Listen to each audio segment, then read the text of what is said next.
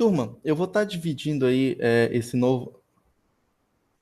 Turma, eu vou estar dividindo esse nosso último conteúdo em duas aulas. A primeira, a gente vai continuar falando sobre os problemas que tem no nosso modelo de resíduo, no nosso modelo de regressão, que é analisar a suposição dos resíduos. Então, nessa aula, a gente vai estar vendo sobre a autocorrelação dos resíduos.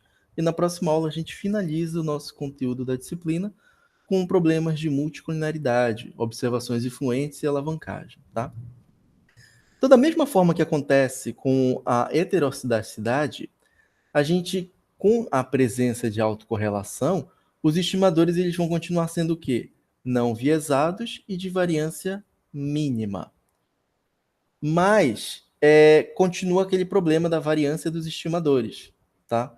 Então, a variância dos estimadores acabam sendo lá não a menor de todas, então a gente perde a eficiência do nosso estimador, o que leva àqueles problemas lá dos nossos testes de hipótese.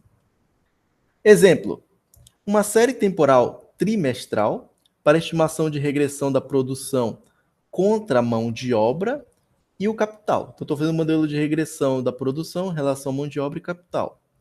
Uma greve afeta a produção de um trimestre. Então, a gente não tem razão para acreditar que essa perturbação, ou seja, a queda da produção nesse trimestre devido a uma greve, ele vá se prolongar afetando o trimestre seguinte. Assim como a gente teve agora na pandemia da Covid, é claro, da Covid já foi diferente, porque a gente não teve a perturbação no único mês, no único trimestre. Mas quando se passaram os anos, a gente vai ver que essa perturbação da Covid ela vai sim continuar. Mas é porque a gente tem muitos outros problemas econômicos em cima da pandemia da Covid. Por isso que aqui a nossa posição seria a de uma greve, que ocorreu a greve naquele trimestre, acabou a greve, voltou todo mundo para trabalhar normalmente, nenhum outro tipo de fatores de produção foi alterado, modificado, então ele tem que voltar para aquele patamar de produção antes da greve. Se essa nossa produção continuar caindo por causa dessa greve, por algum intermédio de que essa greve não vai influenciar, nesse caso, ele vai continuar sendo os resíduos autocorrelacionados, tá bom? Então a gente sempre vai ter essa suposição. Então, uma regressão, vamos por outro exemplo, das despesas de uma família sobre a renda. Então, o efeito do aumento na renda de uma família não tem por que afetar os gastos de uma outra família. Então, se eu estou trabalhando aí com consumo e renda, no caso aí despesas e renda das famílias, se a gente fala que a gente tem um aumento na renda de uma família A, isso não tem por que estar aumentando o consumo da família B. Claro, não vamos falar, se as famílias forem parentes, aquilo. Não, a gente não está trabalhando com esse raciocínio de que tem uma família aqui que aumentou a renda, mas aí aumentou as despesas de outro. Claro que a gente não está falando disso, tá bom? Lembre que a gente trabalha quando a gente tem as observações de uma forma independente. Uma família seria independente da outra. Então, no primeiro caso, a gente tem o que a gente chama de autocorrelação serial, tá? E ausência, no caso, que a gente não quer que tenha. Como eu falei de tempo, que é trimestre, então a gente teria uma autocorrelação que a gente fala que seria no tempo, e essa outra aqui de baixo, ela poderia acontecer no espaço, que seria uma correlação espacial. Mas vejo que nos dois casos a gente está supondo que não exista. Como é que a gente pode estar diagnosticando esses problemas que ocorrem de autocorrelação? Eles podem estar aparecendo devido à manipulação dos nossos dados. Por exemplo, é comum a gente estar manipulando algumas informações para poder estar suavizando essas flutuações das séries temporais. Então, no caso, a gente pode estar aqui trabalhando com algumas observações e vamos supor que elas estão assim, essas flutuações. E elas estão de forma mensal, e eu posso suavizar elas e colocar de forma trimestral. Então, todas essas ondulações que a gente tem, elas vão ser suavizadas dessa forma. Quando a gente manipula esses dados, vamos supor, saindo de mensal e transformando em trimestral, essa suavização dos dados faz com que esses resíduos gerados no modelo possam estar gerando resíduos autocorrelacionados. Tá? Então aqui a gente tem um exemplo. Ó. A representação gráfica de dados trimestrais é menos irregular, como eu mostrei para vocês, que os dados mensais, fornecendo o efeito de suavizar a série. Porém, essa regularidade pode gerar padrão sistemático nos termos do erro, o que pode estar introduzindo esses problemas de autocorrelação. Então, nesse caso, quando a gente manipula nossos dados, a gente pode gerar esse padrão e que não iria existir nos nossos dados originais, esse nosso modelo de autocorrelação nos resíduos. Outros problemas que podem estar acontecendo, característico, viés de especificação. Geralmente está muito associado a uma variável excluída, uma variável que é importante, mas foi excluída. E vocês também vão estar vendo isso como variável omitida. Então, quando ocorre por alguma razão que a gente não inclui no modelo variáveis que são importantes, então, quando a gente de fato incluir essa variável, a gente pode estar eliminando o nosso padrão de autocorrelação. Vamos entender isso aí com outro exemplo, né? Suponha que a gente tenha um modelo de demanda, onde y vai ser a quantidade demandada de carne bovina, a nossa variável x1 vai ser o preço dessa carne bovina, o x2, a renda do consumidor, e o x3, que a gente vai ter aqui no nosso modelo, o preço da carne suína. Então, nesse caso, a gente está relacionando aí a quantidade demandada da carne bovina com esse x3 aqui, que é o preço da carne suína. O que a gente espera se o preço dessa carne bovina ela caia?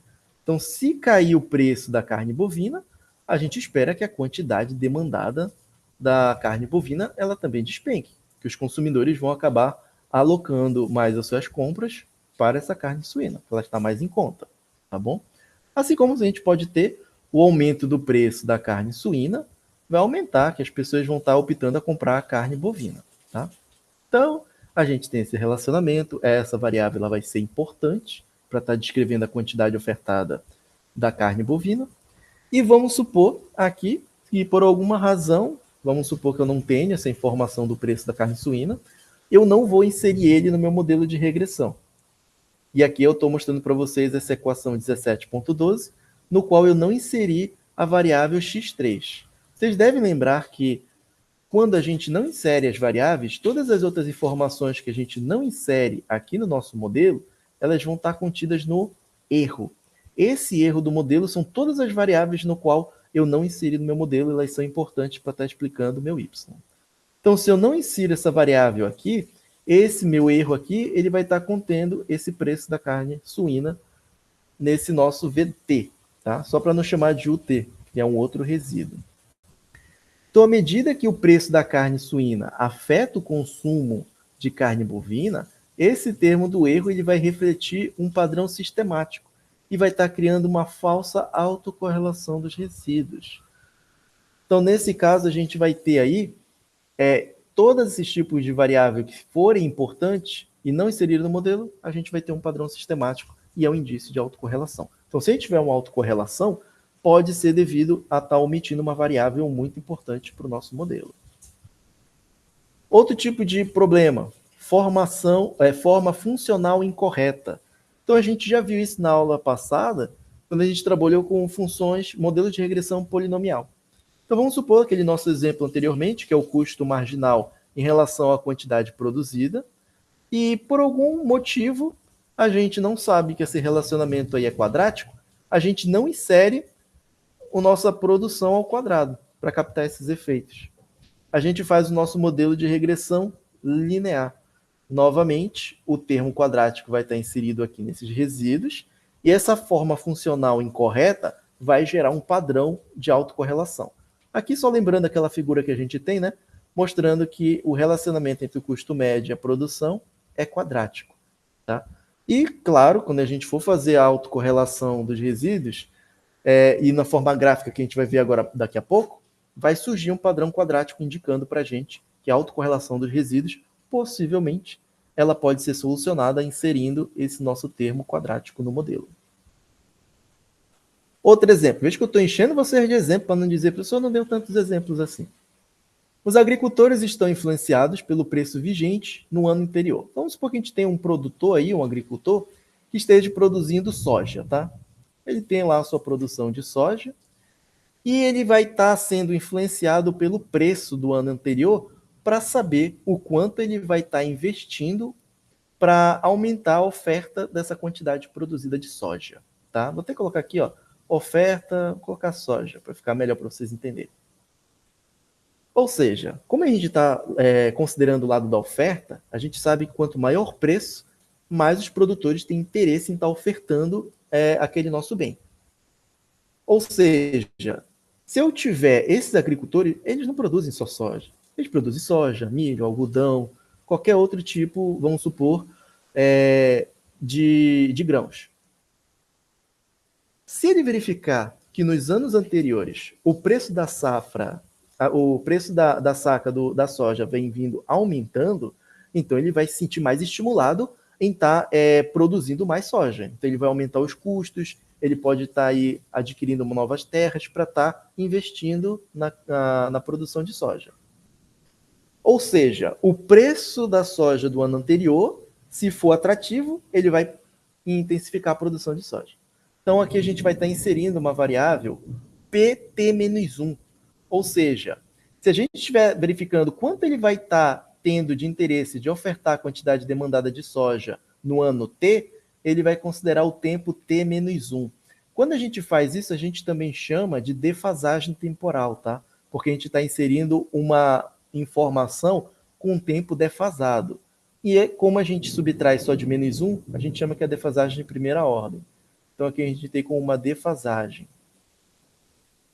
Se eu tivesse T-2, eu teria duas defasagens. Mas aqui eu simplesmente estou considerando o ano anterior como uma informação.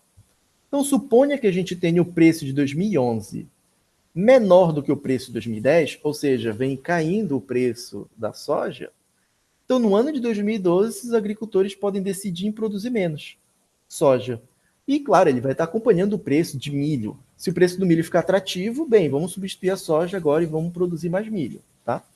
E dessa forma, o termo do erro, eles não serão aleatórios se a gente incluir essa variável com essa defasagem. Outro tipo de situação, exemplo, é comum em uma regressão de despesas sobre a renda, com dados de séries temporais, o consumo do período atual depender do consumo do período anterior. Então aqui, no exemplo anterior, a gente tinha quantidade ofertada de soja em relação ao preço defasado dela. Só que aqui a gente tem o nosso consumo em função de nossa renda e também em relação ao nosso consumo defasado. Ou seja, como é que eu vou saber qual vai ser o meu consumo desse mês? Bem, primeiro, para você saber qual vai ser o seu consumo desse mês, o quanto você vai estar disposto a estar gastando, qual vai ser a sua renda. Segundo, para eu saber qual é o consumo desse mês, uma informação muito importante para mim é saber qual foi o meu consumo do mês passado. Ou seja, se eu tive um consumo de R$1.000 no mês passado, eu espero que esse consumo se perpetue, ou seja, próximo disso. Então é uma informação muito valiosa para a gente estar estimando esse tipo de modelo. Por isso que esse consumo aqui pode entrar como uma variável explicativa para o nosso modelo. Claro que esse tipo de modelo aqui, ele, como a gente tem a nossa variável y aqui defasado, t-1, e aqui a gente tem a nossa variável yt, a gente está inserindo uma variável dependente defasada como uma variável explicativa. Então, esse tipo de modelo de regressão vai ser conhecido como autorregressão, porque ele utiliza esse valor defasado da variável dependente.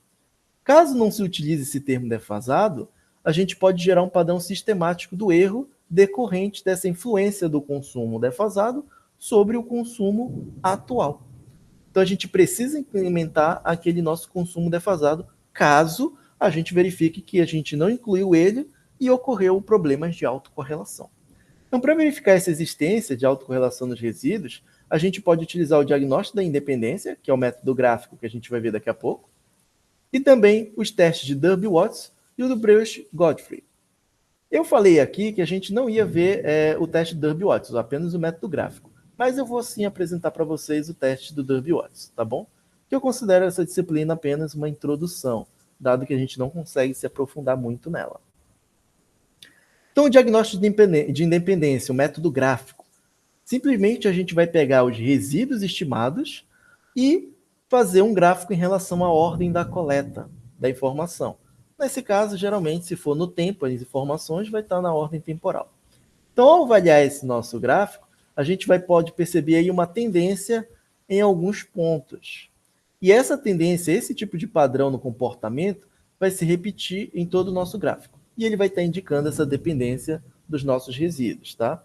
Claro que se for uma ausência de correlação, a gente espera que a covariância dos erros seja igual a zero. Quando eu falo covariância dos erros igual a zero, eu estou falando que a correlação dos erros são nula. Não existe, é ausente, então a gente tem ausência de autocorrelação, tá bom?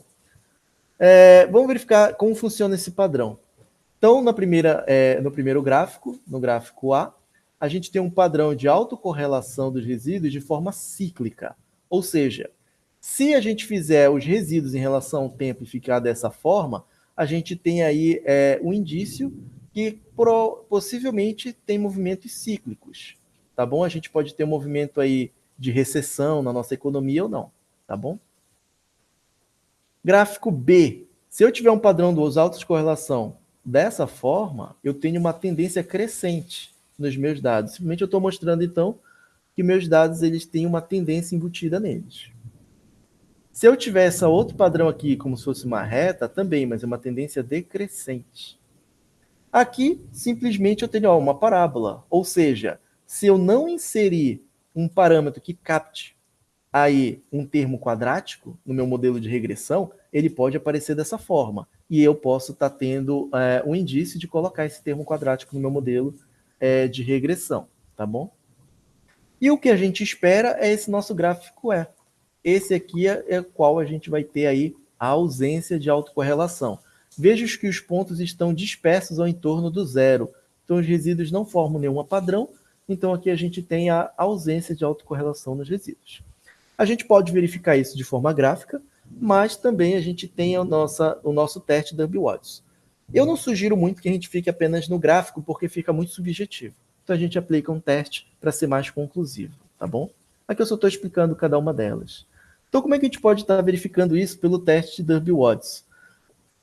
Calcula a estatística D. O que é essa estatística D? Bem, você vai ter aí os seus resíduos estimados no tempo T e os resíduos defasados no tempo T menos 1.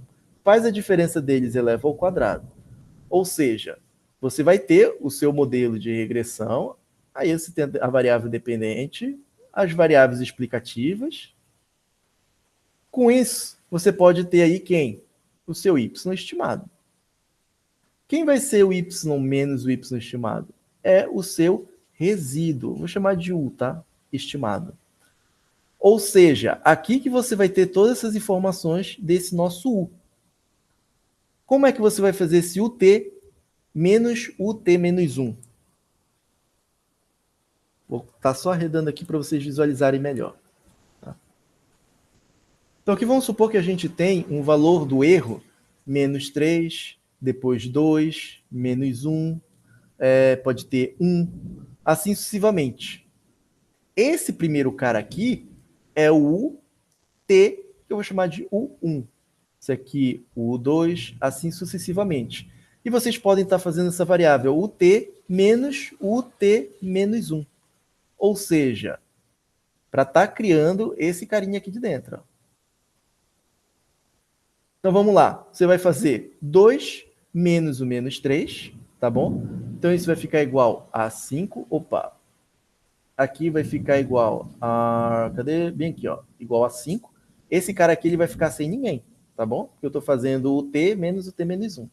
E assim vai. Menos 1 é menos o 2. Então isso vai ficar menos 3. Assim sucessivamente. E você depois faz a soma desses carinhas, tá bom?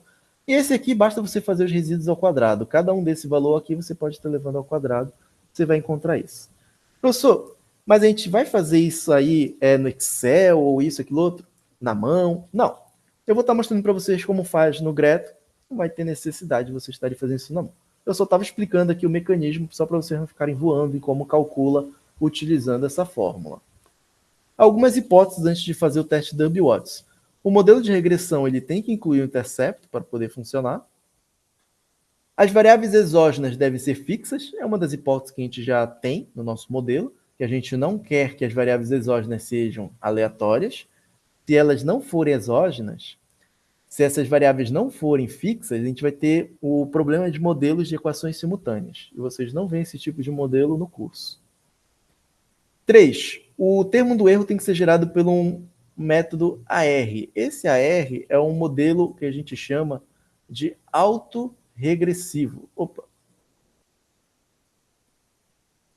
Esse modelo autorregressivo vocês veem na disciplina de séries temporais, que também, infelizmente, vocês não têm no curso, tá? Mas só para vocês saberem que esse erro ele vai ser gerado dessa forma. 4. Os erros seguem uma distribuição normal, que é outra hipótese que a gente tem. 5. O modelo de regressão não inclui valores defasados da variável dependente. Então, para fazer o teste de Watson, a gente não pode ter aquele caso lá, quando a gente falou sobre o consumo e o consumo defasado. E 6, eu não posso ter ausência de observações nos dados. Eu sempre tenho que ter todos os dados completos, tá bom? Então, para analisar a presença de autocorrelação, a gente vai estar utilizando o Derby-Watson e considerando alguns limites, o DL e o DU. Eu vou mostrar eles melhor daqui a pouco lá num gráfico, tá? Mas, só para a gente verificar que esse DL e o DU, eles são importantes porque são valores aí tabelados para a gente poder tomar a nossa decisão. Professor, mas não tem o P-valor nesse teste? Tem, mas vamos supor que você queira fazer aí a análise utilizando a estatística D. Esse cálculo que eu mostrei anteriormente, nessa nossa equação 17.17, esse D, ele pode ser aproximado por essa nossa equação 17.18, fazendo 2 vezes 1 menos o ρ. Esse ρ, lembrem que ele é o coeficiente de correlação. Então aqui eu estou fazendo a correlação entre os resíduos, para estar obtendo essa estatística D. Vejam que se esse nosso ρ ele for igual a 0, quanto é que vai ficar o valor desse D? Bem, se esse ρ for igual a 0, vai ficar 2 vezes 1, que dá 2. Ou seja, para eu ter aqui ausência de autocorrelação, eu simplesmente preciso ter o ρ igual a 0, que vocês já sabem que é ausência de correlação. Isso implica dizer que a minha estatística D é igual a 2. Então, eu preciso, quando calcular essa estatística D, ficar mais próximo possível de 2, que vai mostrar essa ausência. A gente pode ter aí a presença de 2 tipos de autocorrelação. A autocorrelação positiva e uma autocorrelação... bem aqui, turma, não é positiva não, tá? É negativa. E uma autocorrelação negativa. Então, a gente vai estar testando 2 tipos de hipótese, a H0 e a H0 asterístico. Mas vocês vão entender isso melhor agora aqui no nosso gráficozinho, tá bom? Como eu disse para vocês, para verificar a ausência de autocorrelação, eu quero que a estatística D seja próximo de 2. Então, toda estatística que tiver nesse intervalo aqui, que foram daqueles limites que eu disse, o DU, tá aqui o DU, e também o DL. Ele que vai estar dando essas informações para a gente sobre aceitar ou não a nossa hipótese nula. E a gente vai ver esses valores depois lá no Greta eu mostro para vocês. Ou seja, se a gente tiver, por exemplo, esse DU igual a 1, então aqui a gente tem 4 menos o DU que vai ficar igual a 3. Então a nossa estatística D, se ela estiver no intervalo entre 1 e 3, então a gente pode estar rejeitando a hipótese nula, tá? De que a gente tenha aí ausência de autocorrelação. Não rejeita a hipótese nula de ausência de autocorrelação dos resíduos. Isso significa dizer que a gente aceita, tá? Não esqueça. Não rejeitar é a mesma coisa de aceitar. Agora, se ele sair e ficar entre o DL e o DU, é um intervalo no qual a gente não consegue estar decidindo. Por isso que é importante estar utilizando o p-valor, para a gente não ter essas análises subjetivas. Se ele for menor que o DL, então a gente rejeita a hipótese nula e a gente tem a presença de autocorrelação. Assim como ele for maior que o 4 menos o DU, a gente tem... não é 4 menos DU. O 4 menos o DL, a gente também tem evidência. Mas aqui a gente vai ter autocorrelação negativa e para cá positiva. Então a gente não quer um valor de D próximo de 0 e nem próximo de 4. A gente quer um valor próximo de 2. Vamos verificar isso aqui no Greta? Esses tipos de presença. Então aqui eu vou estar colocando para vocês uma base de dados que eu tirei lá do CPEA, da USP, onde a gente tem uma variável soja Toledo PR. O que é isso? É o rendimento médio de soja produzida por hectare. Então, esse 3.197 foram produzidos em 97 nesse município, 3.197 quilos por hectare. Então, a gente pode estar falando que é produtividade ou um rendimento médio, tá bom? Então, aqui a gente tem os dados de produção, de produtividade de soja desse município de Toledo, lá no Paraná. E eu peguei também algumas variáveis que seria o preço em reais da saca de 60 quilos da soja, tanto que vai de 97 até 2019. Peguei o preço em reais e peguei o preço em dólar, para saber qual deles pode estar influenciando mais aí a tomada de decisão na hora de estar produzindo a soja. Vamos verificar o nosso modelo. A gente tem aqui modelo, mínimos quadrados. Vou colocar aqui a soja na variável dependente. Primeiro eu vou fazer o modelo para preço em reais. E vou colocar aqui em OK. Verifiquem que a gente tem o nosso modelo de regressão. Ele vai estar mostrando aí o nosso coeficiente estimado de 14,81. Significa dizer que se o preço em reais aumentar em R$1, o preço da saca, ele vai aumentar a produtividade em 14,81 quilos por hectare. Aqui é dado para a gente informação já do Derby Watson. Veio essa informação porque quando eu puxei o banco de dados eu mostrei que queria que fosse série temporal. Então olha a nossa estatística do Derby Watson, 1,93, bem próximo de 2. Intuitivamente a gente já podia pensar que não tem problema aí de autocorrelação nos resíduos. Eu poderia estar obtendo esses nossos valores aqui, o DU e o DL. Você pode ir aqui em ferramentas, tabelas estatísticas, aqui, ó, DW, que é a estatística Derby Watson. Ele vai querer a dimensão da amostra, o tamanho da amostra, o N. A gente tem 23 informações, o tamanho da nossa amostra. Número de regressores, a gente só tem o preço em reais, então a gente tem um único regressor. E ele vai dar para a gente agora os valores tabelados. Então a gente tem o DL igual a 1,26 aproximadamente, e o DU igual a 1,44. Então aqui a gente vai ter só preenchendo essa tabelinha para vocês visualizarem antes da gente fazer o teste com p-valor, tá? Então a gente tem o DU igual a 1,44. Então aqui a gente vai ter o valor de 2,56, tá?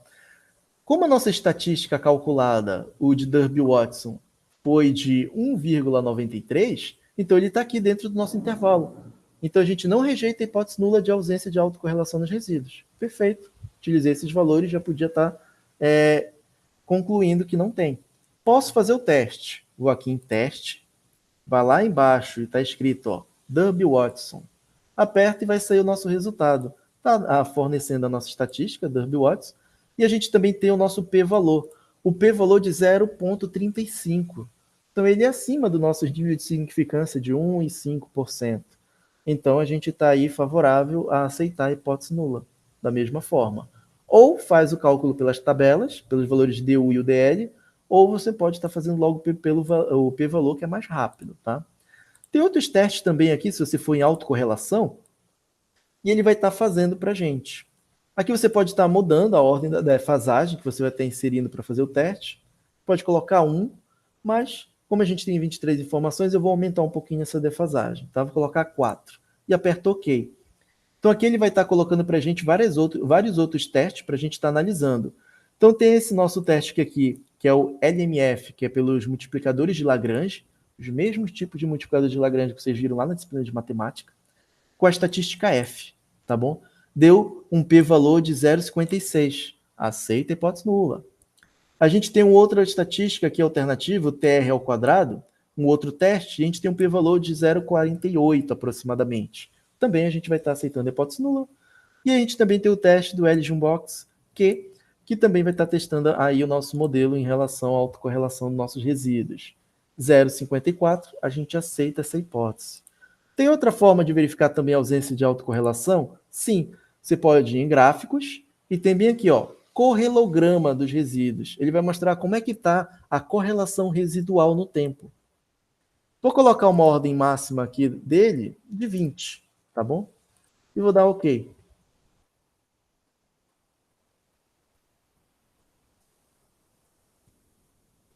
Então tá aqui, turma. Esse correlograma, ele vai mostrar para a gente as autocorrelações dos resíduos que são significativas. Cada uma dessas colunas, ele vai estar indicando a autocorrelação entre os resíduos. Se essa coluna aqui ela passar desse intervalo entre essas duas linhas em vermelho paralela, significaria dizer que existe autocorrelação dos resíduos, tá bom? Veja que a gente só tem uma autocorrelação aqui que fosse significativa. Todas as outras estão dentro desse intervalo. Por isso que a gente tem a ausência de autocorrelação dos resíduos. Mas esse tipo de gráfico a gente utiliza muito mais quando a gente vê a disciplina de séries temporais. Mas é outra forma de vocês também estarem analisando, tá? Aqui ele dá a forma descritiva e onde tiver o asterístico, ele vai estar informando que pode ser significativa essa autocorrelação. Vamos verificar agora então, turma. E só lembrando, tá? Os testes que vocês fazem no Greto, ele deixa tudo aqui também nessa nossa janela do nosso modelo. Ele sempre vai colocando aqui. Vamos verificar as outras hipóteses do nosso modelo. Vamos fazer o teste de normalidade. Aplicando o teste de normalidade aqui, ele vai verificar que o nosso histograma amostral ele se semelha próximo de uma distribuição normal. E bem aqui entre colchetes tem o valor do p-valor, 0,44. Então a gente tem um p-valor alto. A gente aceita a hipótese nula que os resíduos se distribuem normalmente.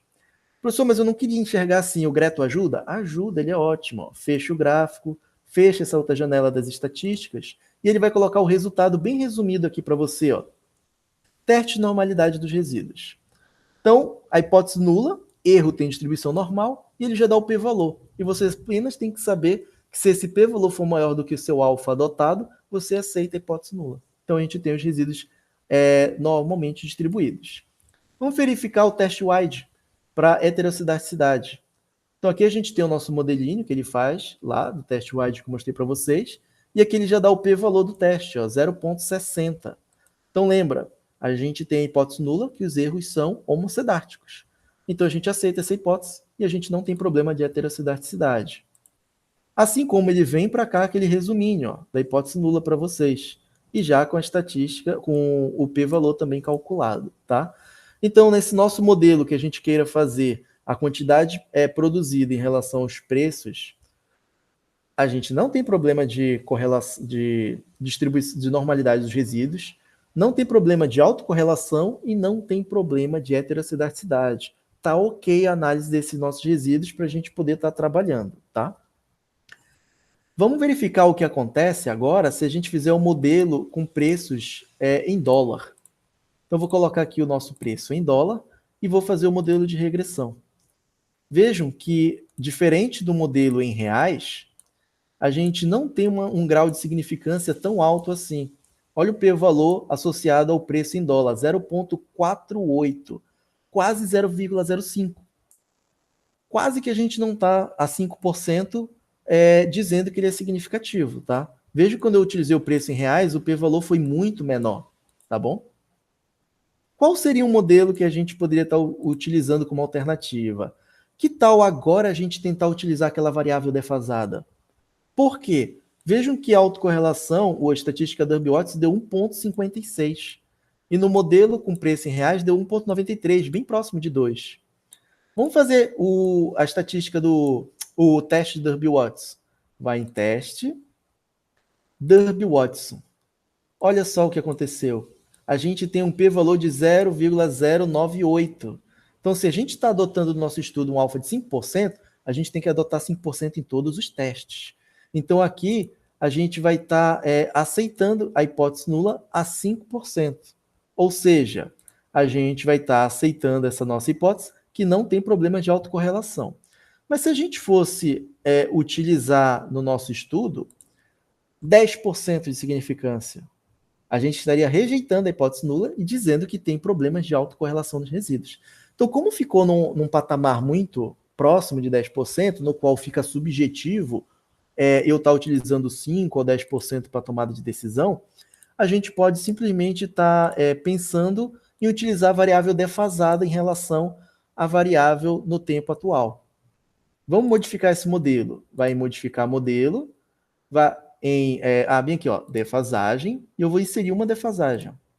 E dá OK. Esse preço dólar menos 1 é a defasagem do nosso modelo. e eu vou retirar o preço corrente. Dá OK.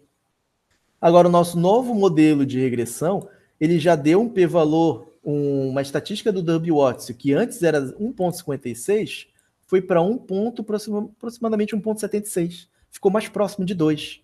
Ou seja, melhorou o problema de autocorrelação nos nossos resíduos. Se a gente faz agora o teste do Durbin-Watson, olha, o p-valor foi para 0,21. Então, eu poderia até utilizar aqui um alfa de 10%, que mesmo assim eu não teria problema de autocorrelação nos nossos resíduos. Poderia também estar fazendo outro teste aqui de autocorrelação.